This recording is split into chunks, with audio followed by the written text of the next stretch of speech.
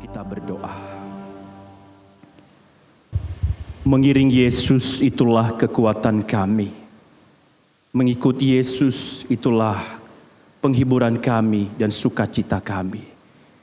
Meski Tuhan kami sadar bahwa ketika kami mengiring dan mengikut Engkau di tengah-tengah dunia yang telah jatuh dalam dosa ini, seringkali kami tergoda, seringkali kebahagiaan kami dipengaruhi oleh dari dunia yang ditawarkan oleh dunia ini. Ampuni kami ya Tuhan. Tetapi melalui saat ini Bapa, melalui pujian yang kami naikkan, hati kami mau mengiring Engkau oleh karena sukacita yang Engkau berikan bagi kami. Lebih-lebih ya Bapa, pada saat ini kami mau merenungkan firman-Mu. Tolong kami Tuhan, urapi kami dengan kuasa Roh Kudus-Mu. Baik hamba-Mu dan juga jemaat-Mu yang boleh hadir. Pimpin kami Tuhan, sehingga bagian yang kami akan renungkan yaitu buah roh yang kedua, sukacita. Sungguh kami boleh nikmati di dalam Yesus Kristus yang memberikan kepada kami penghiburan sejati, kekuatan sejati di dalam hidup ini. Pakai hamba-Mu Tuhan untuk menjadi alat kemuliaan-Mu dan menjadi berkat bagi jemaat-Mu. Di dalam nama Tuhan Yesus Kristus kami berdoa dan mengucap syukur. Haleluya. Amin. Silakan duduk Bapak Ibu.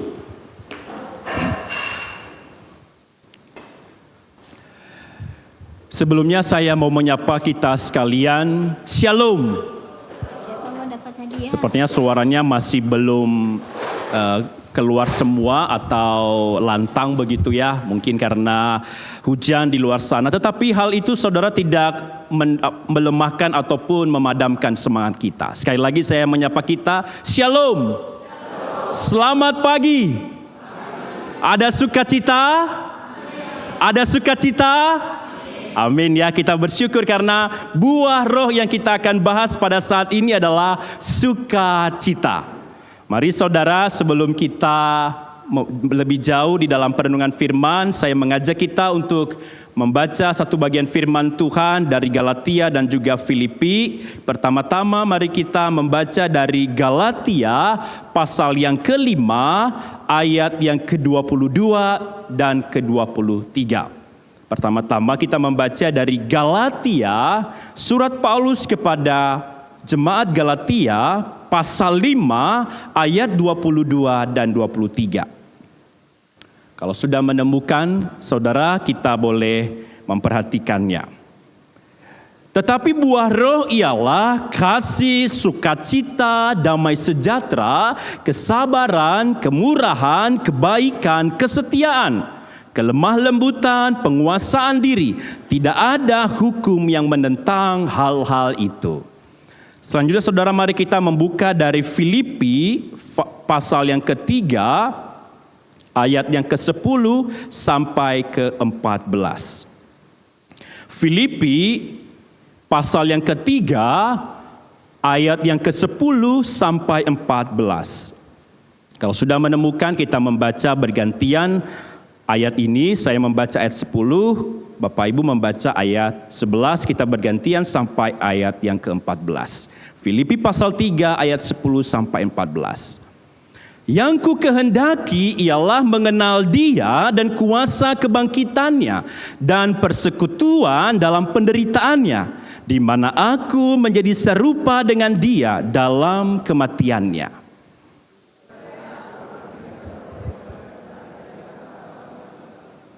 Bukan seolah-olah aku telah memperoleh hal ini atau telah sempurna, melainkan aku mengejarnya. Kalau-kalau aku dapat juga menangkapnya, karena aku pun telah ditangkap oleh Kristus Yesus.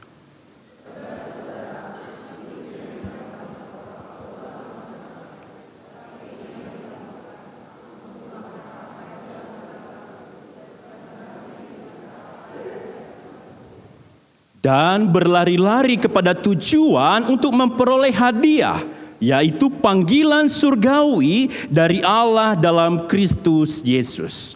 Satu bagian yang terakhir Bapak Ibu, kita membaca dari Filipi pasal 4 ayat yang ke-6 dan yang ke-7.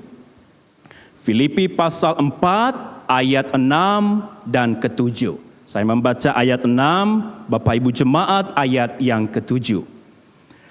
Janganlah hendaknya kamu khawatir tentang apapun juga, tetapi nyatakanlah dalam segala hal keinginanmu kepada Allah dalam doa dan permohonan dengan ucapan syukur.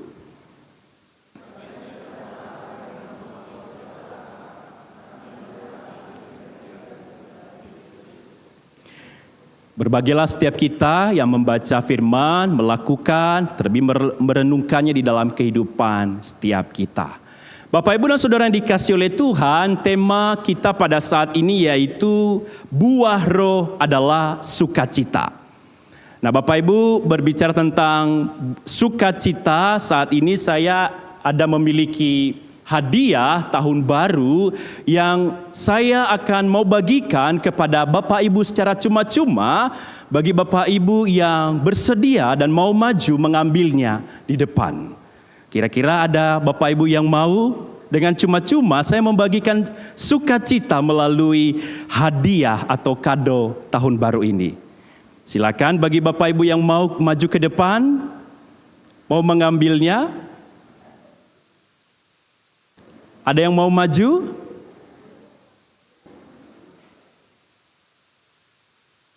Ya. Silakan Megan. Ya. Oke. Ya, sama-sama. Megan, bagaimana perasaannya ketika mendapatkan hadiah ini? Senang, bahagia, apalagi? Gembira? Gembira ya. Baik. Terima kasih ya Megan. Berikan tepuk tangan dulu untuk Megan ya saudara ya. Ya, saudara yang dikasihi oleh Tuhan, berbicara tentang kebahagiaan ataupun rasa gembira, kita bisa saja merasakan bahagia, happy, merasa senang, merasa gembira ketika kita mendapatkan hadiah. Ketika kita mendapatkan mungkin THR, ya, ketika mungkin kita mendapatkan bingkisan, lebih-lebih saudara pada bulan yang lalu di bulan Desember, mungkin kita ada mendapatkan kado Natal dari saudara seiman kita. Dan tentunya hati kita merasakan happy, bahagia, senang, gembira memperoleh semuanya itu. Tetapi saudara, apakah sama dengan sukacita yang ditawarkan oleh Kristus? Apakah sama dengan sukacita yang dianugerahkan di dalam Roh Kudus? Saudara, berbicara tentang kebahagiaan atau gembira atau happy dan senang itu sendiri, seringkali hal itu dipengaruhi oleh karena kondisi. Kalau kondisinya baik, saya akan ikut happy. Kalau kondisinya cukup mapan, saya cukup senang. Kalau kondisinya keuangan itu cukup, saya juga ikut gembira. Kalau kondisinya dalam tabungan yang cukup banyak, saya merasa tenang ataupun bahagia.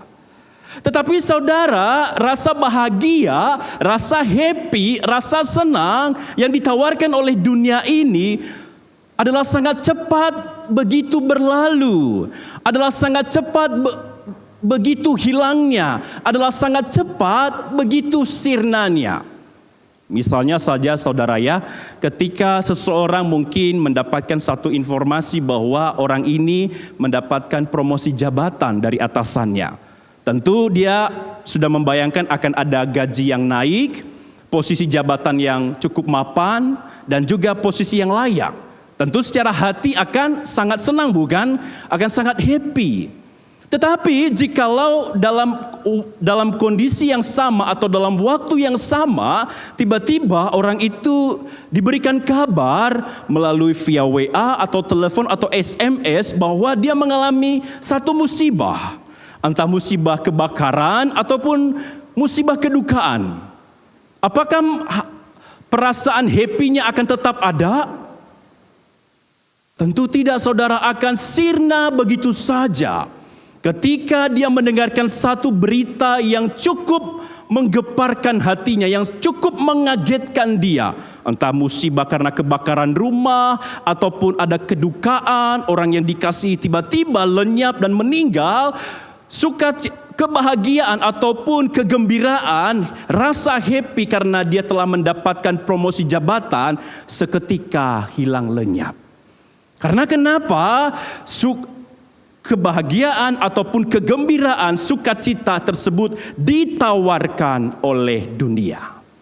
Saudara, kalau kita melihat di dalam gadget kita atau dalam internet atau di layar televisi, begitu banyak orang yang telah memperoleh kekayaan yang begitu hebat, pengakuan diri yang begitu hebat, bahkan mereka memiliki masa depan yang cerah, masa depan yang terjamin, mereka begitu populer.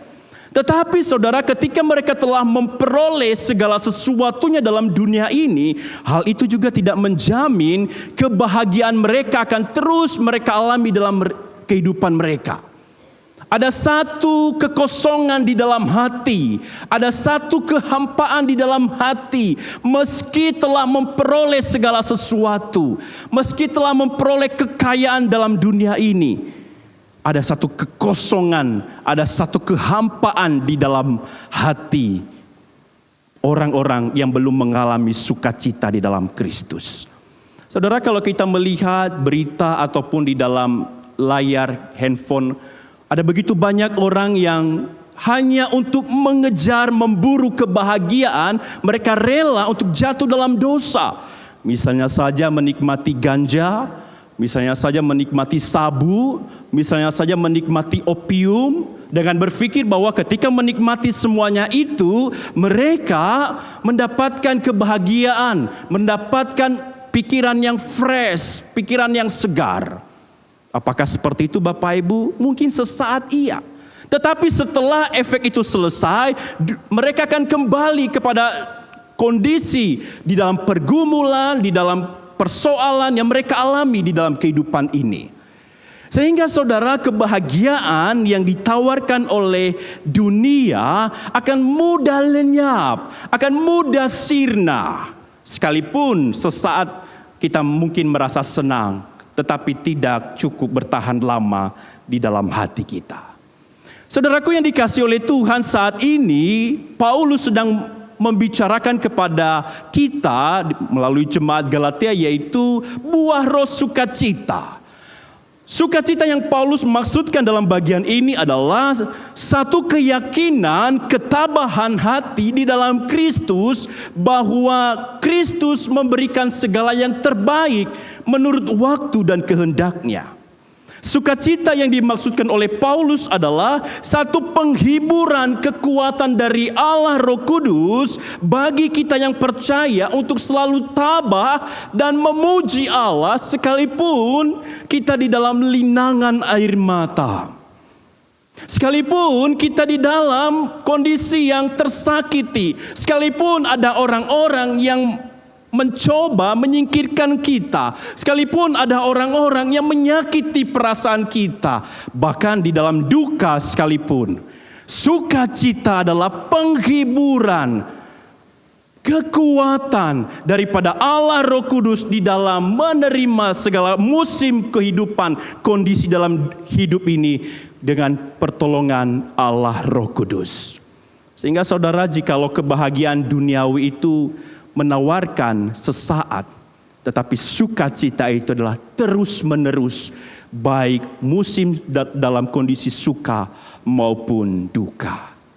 Saudaraku yang dikasihi oleh Tuhan, berbicara sukacita di dalam bahasa aslinya ini, dia memakai frasa yaitu chara. Bahasa Yunani memakai kata chara yang berarti joy, sukacita, kegembiraan sejati, sukaria yang tenang. Nah, bagaimana saudara kita dapat memvalidasi sukacita yang Paulus maksudkan di dalam Galatia pasal 5 ini? Rupanya saudara, kita bisa merujuk itu di dalam Roma pasal 14 ayat 17. Di sana dikonfirmasi. Kata sukacita di dalam Roma 14 itu memakai juga kata yang sama, yaitu chara.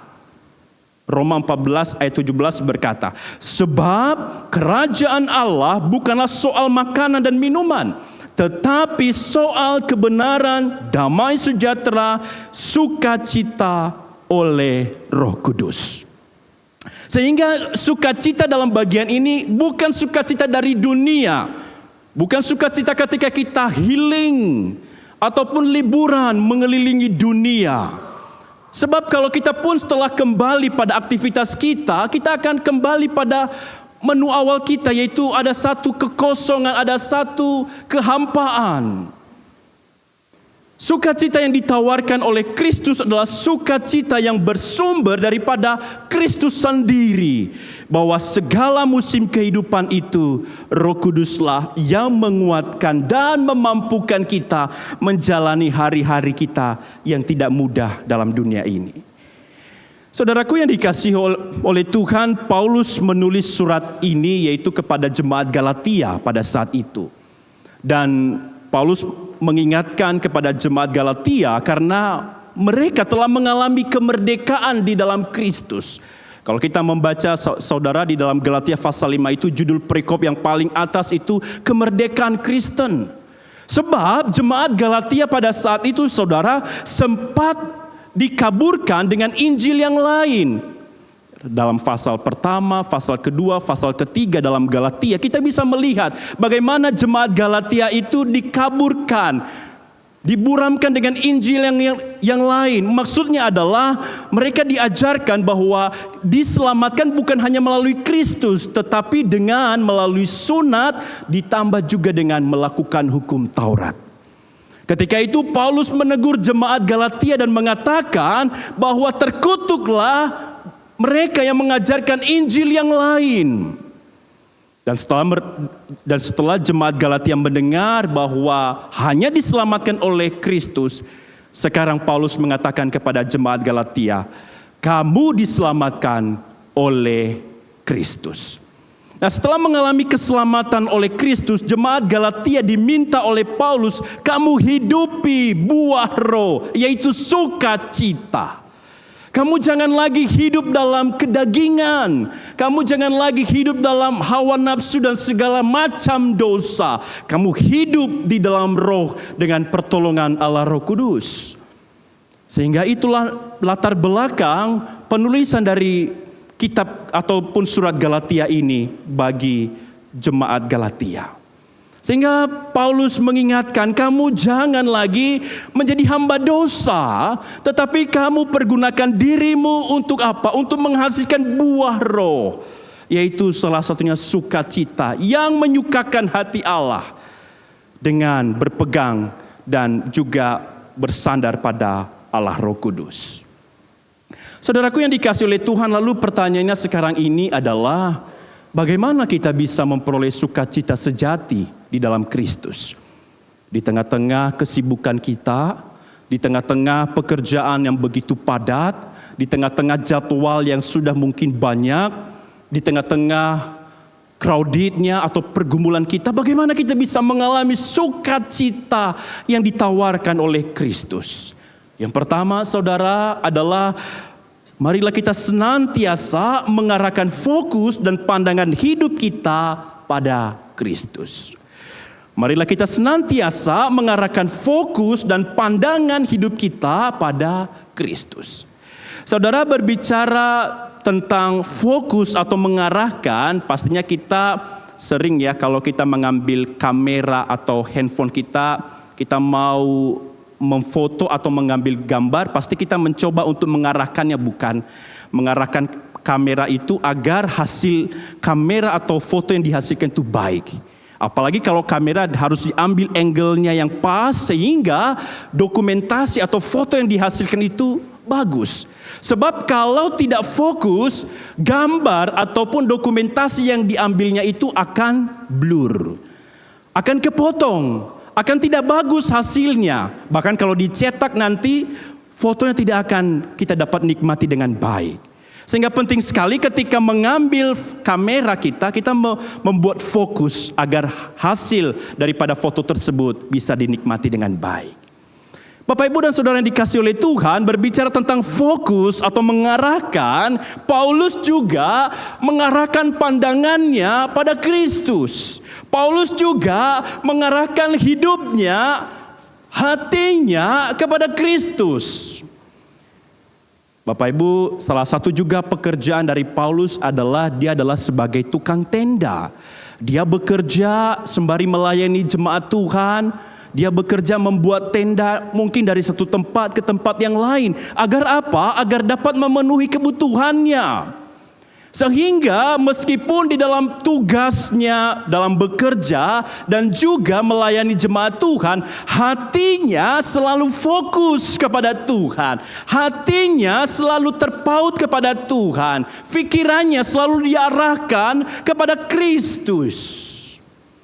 Sehingga itulah yang menjadi sumber sukacitanya. Sekalipun pelayanan Paulus, saudara, tidak mudah. Bahkan kalau kita melihat sejarahnya Paulus, saudara, dia pernah dipenjara, dia pernah dipukul, dia pernah menderita, dia pernah disiksa. Tetapi kunci daripada pengalaman Paulus adalah ia mengarahkan fokus pandangan hidupnya kepada Kristus. Itulah yang menjadi sumber sukacita sejati di dalam kehidupan Rasul Paulus. Seperti yang dikatakannya tadi, saudara, di dalam Filipi pasal 3 ayat 13 sampai 14. Saudara-saudara, aku sendiri tidak menganggap bahwa aku telah menangkapnya, tetapi ini yang kulakukan. Aku melupakan apa yang telah di belakangku dan mengarahkan diri kepada apa yang di hadapanku dan berlari-lari kepada tujuan untuk memperoleh hadiah, yaitu panggilan surgawi dari Allah dalam Kristus Yesus. Satu kerinduan Paulus, saudara. Meskipun Rasul Paulus sebelumnya adalah seorang pembenci daripada pengikut Kristus, seorang yang tidak juga percaya kepada Kristus. Kalau kita membaca di dalam kisah para rasul, bagaimana dia menangkap orang-orang yang menjadi pengikut Kristus. Ia menangkap mereka, bahkan menjebloskan mereka dalam penjara, bahkan memusnahkan mereka. Karena begitu dia benci kepada pengikut Kristus dan dia tidak suka juga kepada Kristus. Tetapi setelah ia mengalami perjumpaan dengan Kristus, setelah ia mengalami kelahiran baru, setelah ia menikmati kasih dan anugerah daripada Kristus, ia diubahkan. Sehingga fokusnya, hatinya, pandangannya sekarang mengarahkannya kepada Kristus. Karena ia telah ditangkap oleh Kristus untuk menjadi hormat dan kemuliaan bagi Allah Bapa di surga. Saudara, pelayanan Paulus tidaklah mudah dalam dunia ini ketika dia melayani. Ada banyak penderitaan, tetapi sumber sukacitanya adalah ia mengarahkan pandangannya kepada Kristus. Saudara, ketika Tuhan kita yang kita sembah dalam Yesus Kristus, ketika datang dalam dunia ini, ia hidup dalam dunia ini kurang lebih 3 sampai 3,5 tahun. Ia juga senantiasa mengarahkan pandangannya pada Bapanya di surga. Agar apa? Agar fokus hidupnya tidak meleset, tetapi fokus hidupnya kepada Bapa di surga yang menjadi sumber sukacita sejati. Sehingga itulah yang menjadi kekuatan bagi Paulus, lebih-lebih kita meneladani Tuhan kita Yesus Kristus. Saudaraku, mungkin kita pernah membaca ya satu kisah tentang Maria dan Marta. Ketika Tuhan Yesus datang bertamu, begitu Alkitab mencatat di sana bahwa Marta begitu sibuk melayani. Mungkin saya membayangkan dia melayani, mempersiapkan ini dan itu, makanan untuk dan minuman bagi tamu. Tetapi anehnya, saudara, ketika mungkin Marta itu telah sibuk melayani sedemikian rupa, Yesus mengatakan kepada Marta, ia berkata dalam Lukas pasal 10 ayat 41 itu, Marta, Marta, engkau khawatir dan menyusahkan diri dengan banyak perkara. Wow, ketika saya merenungkan kalimat ini, saudara, saya tertegun dan saya merenungkan. Tuhan, jangan-jangan saya ada di posisinya Marta. Seolah-olah saya giat bagi Tuhan, seolah-olah saya rajin bagi Tuhan, seolah-olah saya memberi waktu bagi Tuhan, tetapi fokus hati saya bukan kepada Tuhan. Fokus hati saya kepada kesibukan saya, kepada aktivitas saya, kepada aktivitas saya, bukan kepada Kristus. Ketika saya merenungkan ini, saudara, saya tertegun di dalam ruang belajar kami. Dan saya berdoa minta ampun Tuhan.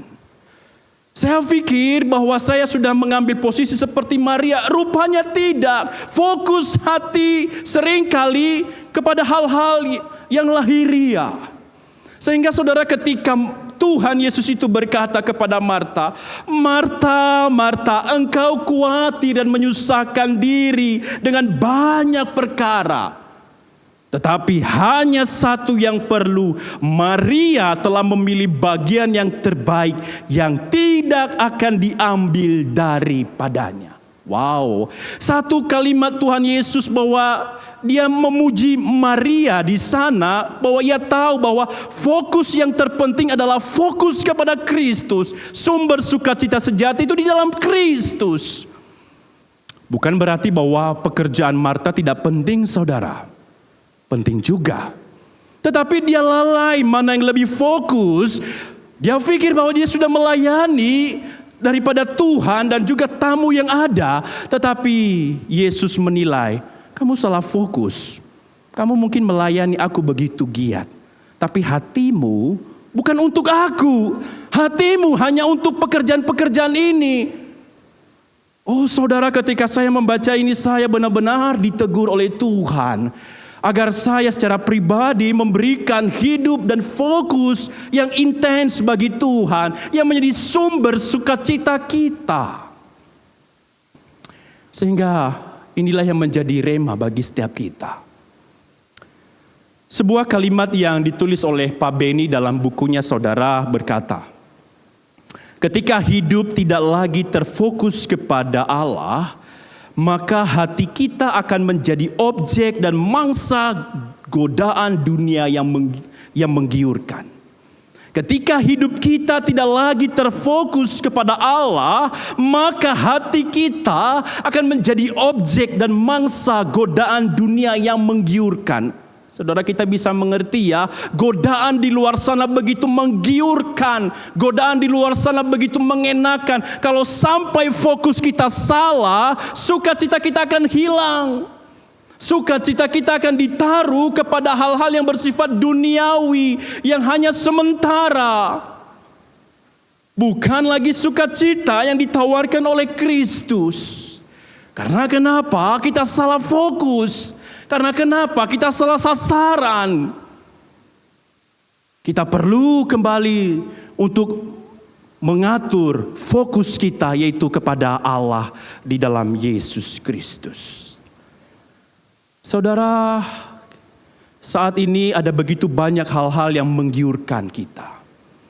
Tetapi mari kita kembali mengatur fokus kehidupan kita. Jangan kita sampai salah sasaran, salah fokus. Ada banyak hal-hal yang mempesona dalam dunia ini, tetapi hanya satu yang mempesona kita adalah Kristus.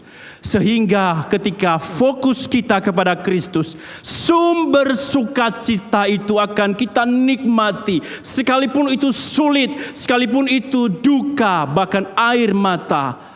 Kekuatanku di dalam Engkau, sama seperti Rasul Paulus yang ia telah saksikan dan mengalami Kristus di dalam hidupnya.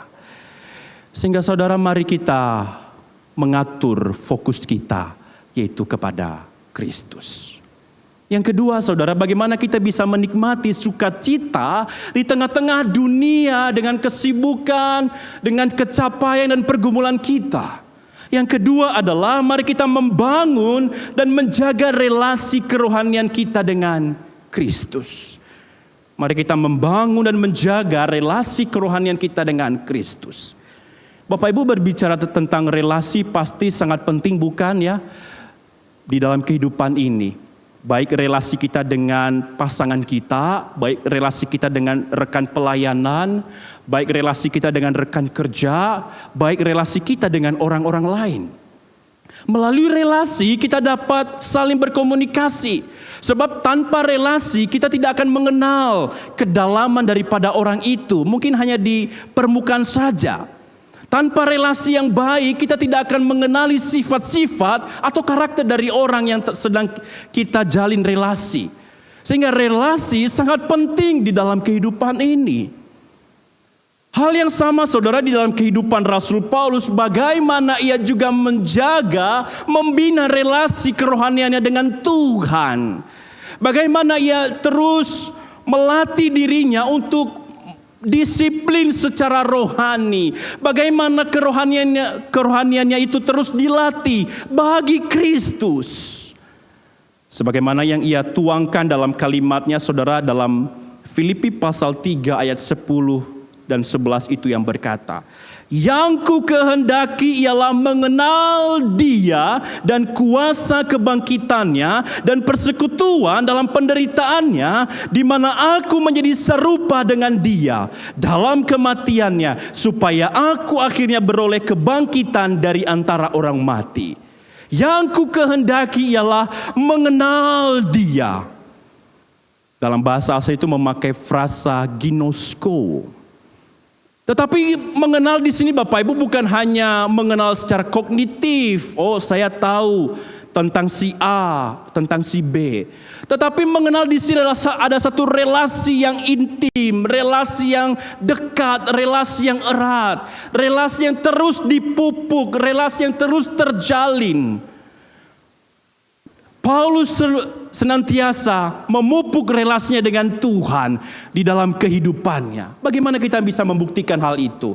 Saudara, kalau kita melihat dan membaca biografi Paulus, bagaimana ia senantiasa menaikkan doa kepada Tuhan, ucapan syukur kepada Tuhan. Di dalam pelayanannya yang tidak mudah, di dalam merintis gereja pada saat itu, di dalam tantangan nabi-nabi palsu, ia senantiasa berinteraksi dengan Tuhan lewat doa, lewat juga pengharapannya, lewat juga penyembahannya bagi Tuhan, dan lewat juga hati yang senantiasa mau dibentuk bagi kemuliaan Kristus. Kita bisa melihat saudara bagaimana biografi Paulus dalam tulisan-tulisannya, sampai ia menjadi hamba Tuhan yang menyenangkan dan menyampaikan segala isi dunia demi kemuliaan Yesus Kristus Tuhan. Saudaraku yang dikasihi oleh Tuhan, sebuah kalimat yang berkata demikian. Bangun dan milikilah relasi yang kokoh dengan Allah lewat mezbah doa, ucapan syukur dan perenungan pribadi akan firman-Nya, agar kita senantiasa menikmati sukacita terindah daripadanya. Saudara, tanpa sebuah relasi yang intim dengan Tuhan, kita tidak bisa mengalami sukacitanya. Kita perlu saudara terus melatih diri ini untuk apa? Melatih kedisiplinan rohani. Melatih relasi kita agar apa? Agar kita semakin melekat. Sehingga dengan relasi yang kuat dengan Tuhan, kita mengalami kuasa kasih daripada Allah Roh Kudus yang menyukakan hati kita, yang menguatkan, yang membuat kita tabah dan terhibur oleh karena Kristus. Sehingga sekalipun ada orang yang menyakiti kita, sekalipun mungkin hidup terasa membosankan, sekalipun mungkin kita menjalani rutinitas dari hari ke hari, dari ke hari ke hari, kita tetap mengalami sukacita sejati. Karena relasi kita, entah itu melalui doa, entah kita melalui penyembahan, melalui lagu-lagu pujian, entah melalui perenungan firman, entah melalui ucapan syukur. Bahkan ketika Bapak Ibu sedang mengendarai mobil, dalam hati bisa berkata dan memuji Tuhan, terima kasih Tuhan, Engkau telah cukupkan segala kebutuhan kami. Bagi mungkin ibu-ibu yang sedang memasak atau mengurus rumah tangga, dalam hatinya melimpah ruah, terima kasih Tuhan. Oh saudara, hal itu dapat mengangkat hati kita dan berkata, thank you Lord. Dan membuat kita sukacita melebihi kalau kita healing di luar negeri sana. Melebihi ketika kita mungkin mengelilingi dunia. Karena sukacita itu terus mengalir dalam hatiku dan hati Bapak Ibu semua. Di dalam kuasa kasih Roh Kudus. Kita tahu saudara bahwa dalam menjalani hidup ini tidaklah mudah, ada tantangan. Kita bisa capek, kita bisa lelah, kita bisa berkata enggak berdaya Tuhan, aku tidak sanggup. Kita membangun relasi agar Ia melimpahkan dalam hati ini sukacita yang menguatkan kita melalui hari-hari kita dalam dunia ini. Amin saudara. Yang ketiga saudara, bagaimana kita bisa menikmati sukacita dalam kehidupan ini. Yang ketiga adalah marilah kita senantiasa mengucap syukur kepada Tuhan.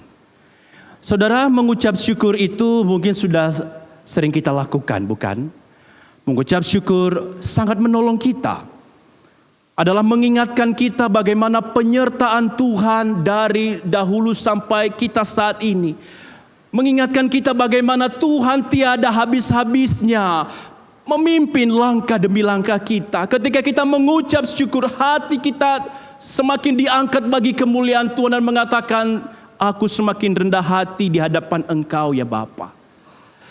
Saudara, dengan mengucap syukur kita juga diajarkan untuk semakin rendah hati di hadapan Tuhan. Dengan mengucap syukur kita semakin diajarkan untuk percaya bahwa Tuhan senantiasa memelihara bahkan masa depan kita yang kita belum tahu pasti tentang masa depan kita. Tetapi kita mengucap syukur karena Ia Allah yang senantiasa memberi yang terbaik, mengandalkan seluruh hidup ini bahkan masa depan di dalam genggaman tangannya yang erat. Begitu juga di dalam kehidupan Rasul Paulus adalah di dalam kehidupannya yang sulit, di dalam kehidupannya yang tidak mudah, ia lebih-lebih mengucap syukur mengalami keselamatan kekal di dalam Yesus Kristus. Ia menaikkan rasa thanksgiving-nya kepada Allah yang hidup. Sekalipun kondisi sulit, sekalipun cucuran air mata, sekalipun mungkin usaha sedang mandek, sekalipun mungkin relasi sedang tidak baik-baik saja, sekalipun mungkin fisik sedang sakit, tetapi kita tetap belajar mengucap syukur, mengangkat hati kita dan mengatakan, terima kasih Tuhan, Engkau yang telah memegang tanganku dan aku percaya Engkau juga yang menyertaiku sampai seterusnya. Wow, itu saudara yang membuat hati kita melimpah ruah dengan ucapan syukur dan sukacita di dalam Kristus. Itulah yang Paulus lakukan di dalam kehidupannya dan kunci sehingga ia dapat memperoleh sukacita sejati di dalam Kristus. Saudara, Paulus juga pernah mengatakan dalam bagian yang lain, dalam suratnya yang lain berkata, bersyukurlah senantiasa. Bersukacitalah senantiasa dalam Tuhan. Kukatakan lagi kepadamu, bersukacitalah senantiasa.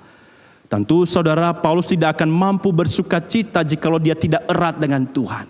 Tentu saudara, dia tidak mampu berterima kasih kalau tidak erat dengan Tuhan. Sehingga Paulus menjaga relasinya, menaikkan syukur meski kondisinya mungkin tidak baik-baik ketika dalam pelayanan. Saudaraku yang dikasihi oleh Tuhan, saat ini saya tidak tahu apa yang menjadi pergumulan kita. Bisa saja kekhawatiran hidup, bisa saja pergumulan hidup, bisa saja sakit penyakit, bisa saja dalam problema atau pergumulan dalam kesehatan, keuangan, apapun itu saudara. Tetapi Paulus tetap mengatakan melalui firman-Nya, ia mengatakan, bersukacitalah senantiasa di dalam Tuhan. Kukatakan lagi, bersukacitalah. Mari saudara kita bersukacita di dalam Kristus, menaikkan syukur. Bahwa sekalipun memang menjalani hidup ini tidak mudah, Paulus memberikan contoh di dalam suratnya mengucap syukur. Paulus mengatakan tadi saudara di dalam Filipi pasal 4 berkata, janganlah hendaknya kamu khawatir tentang apapun juga, tetapi nyatakanlah dalam segala hal keinginanmu kepada Allah dalam doa dan permohonan dengan ucapan syukur. Damai sejahtera Allah yang melampaui segala akal akan memelihara hati dan pikiranmu dalam Kristus Yesus. Sukacita kita dapatkan ketika kita senantiasa mengucap syukur kepada Allah yang memberikan yang terbaik menurut kehendak-Nya. Saudara, saya menutup khotbah saya ini dengan satu kalimat firman Tuhan dalam Habakuk pasal 3 ayat 17 sampai 19. Ya, mungkin Bapak Ibu pernah membacanya, tapi saya mau membacanya bagi Bapak Ibu sekalian. Sekalipun pohon ara tidak berbunga, pohon anggur tidak berbuah, hasil pohon zaitun mengecewakan, sekalipun ladang-ladang tidak menghasilkan bahan makanan, kambing domba terhalau dari kurungan, dan tidak ada lembu sapi dalam kandang. Habakuk mengatakan, namun aku bersorak-sorai di dalam Tuhan, beria-ria di dalam Allah yang menyelamatkan aku. Allah Tuhanku itu kekuatanku, yang membuat kakiku seperti kaki rusa, yang membiarkan aku berjejak di bukit-bukit untuk pemimpin biduan dengan permainan kecapi. Wow. Sekalipun mungkin sedang tidak baik-baik saja, sekalipun mungkin toko bisa sepi, sekalipun mungkin penghasilan sedang minim, sekalipun dalam pergumulan, sakit penyakit, Habakuk menyaksikan, aku beria-ria di dalam Tuhan. Apakah gampang? Secara manusia mungkin gak gampang, tapi kita melatih diri saudara, baik saudara dan saya, melalui hari-hari yang tidak mudah ini. Sehingga sukacita kita bukan tergantung dari apa yang ditawarkan dunia. Tetapi sukacita itu ditawarkan dan diberikan, dialirkan oleh Kristus dalam hati kita. Amin saudara. Kiranya sukacita Tuhan menguatkan saudara, menghiburkan saudara di dalam segala musim kehidupan, dan memberikan kepada kita penghiburan dan kekuatannya yang ajaib. Mari kita tundukkan kepala, kita berdoa menaikkan syukur kepada Allah. Kami mengucap syukur kepada Engkau ya Tuhan. Karena Engkau Allah yang memberikan kepada kami sukacita sejati. Kami tahu Tuhan, dalam dunia ini ada banyak kebahagiaan, ada banyak happy ataupun sukacita yang ditawarkan oleh dunia. Tetapi kami sadar Tuhan itu hanyalah sementara. Yang kekal adalah sukacita di dalam Engkau ya Tuhan. Kuatkanlah kami ya Tuhan di dalam musim kehidupan kami. Kuatkan kami Tuhan di dalam pergumulan yang tidak mudah bagi kami. Agar kami melalui hari-hari kami dalam dunia ini dengan penuh sukacita daripada Engkau ya Yesus Kristus. Sehingga kami menjalani hari-hari ini dengan penuh pengharapan di dalam Engkau. Tolonglah ya Tuhan Bapak Ibu jemaat, apapun yang menjadi pergumulan mereka saat ini, apapun yang menjadi persoalan mereka, apapun yang menjadi rencana mereka, apapun yang menjadi doa mereka, Tuhan Engkau dengarkan. Engkau berikan sukacita, damai sejahtera di dalam hati mereka. Sehingga mereka melimpah ruah dengan ucapan syukur dan pengagungan bagi nama-Mu ya Yesus Kristus. Terima kasih ya Bapa. Ini doa dan permohonan kami. Di dalam nama Tuhan Yesus kami berdoa. Amin.